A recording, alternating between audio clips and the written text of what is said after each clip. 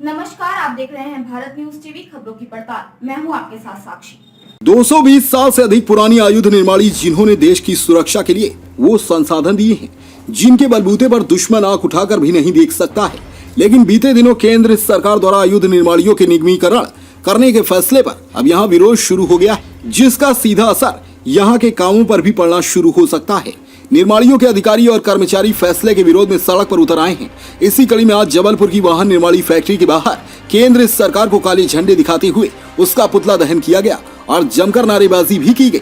संयुक्त संघर्ष समिति के बैनर तले सभी पदाधिकारियों और कर्मचारियों की मांग है कि केंद्र सरकार निगमीकरण के फैसले को वापस ले, नहीं तो आगे अनिश्चितकालीन हड़ताल के साथ उग्र प्रदर्शन किया जाएगा। गौरतलब है कि संयुक्त संघर्ष समिति के अनुसार बीते साल निगमीकरण की संभावनाओं को देखते हुए चरणबद्ध हड़ताल की गई थी। उस दौरान केंद्र ने वादा किया था कि हड़ताल वापसी पर निगमीकरण के फैसले को त्याग दिया जाएगा, लेकिन हड़ताल तो खत्म कर दी गई पर केंद्र अपना वादा भूल गई, जो कि सीधे तौर पर वादा खिलाफी है। आपको बता दें कि देश भर की आयुध निर्माणियों के निगमीकरण का फैसला बीते दिनों कैबिनेट में पास कर दिया है, जिसे निर्माणी कर्मचारी उनके साथ बड़ा छलावा बता रहे हैं। ऐसे में जब तक इस फैसले को वापस नहीं लिया जाता तब तक प्रदर्शन जारी रखने की चेतावनी संयुक्त संघर्ष समिति द्वारा दी गई है। जबलपुर से वाजिद खान की रिपोर्ट। आज हम लोगों ने व्हीकल फैक्ट्री में सभी यूनियन मिलकर पूरी संघर्ष समिति ने निगमीकरण का पुतला दहन किया, क्योंकि केंद्र सरकार ने कर्मचारियों के साथ बहुत बड़ा धोखा किया है। अक्टूबर महीने में केंद्र सरकार ने लिखित में समझौता किया था कि आप हड़ताल पे मत जाइए, हम लोग निगमीकरण में आगे नहीं बढ़ेंगे, नहीं करेंगे।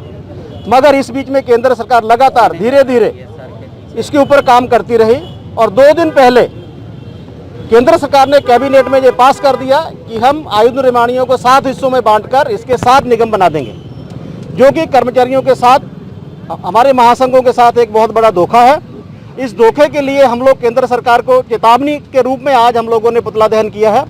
इसके बाद आगे हम लोग बड़े बड़े प्रोग्राम करेंगे। केंद्र सरकार को इतनी आसानी से नहीं छोड़ेंगे हमारे कर्मचारी। 220 साल से ज़्यादा पुरानी हमारी निर्माणियाँ जो देश के लिए हमेशा एक अच्छा काम करती रही हैं, पूरा एमुनेशन गाड़ियाँ सब बनाकर हमारी फौज को देते रही हैं।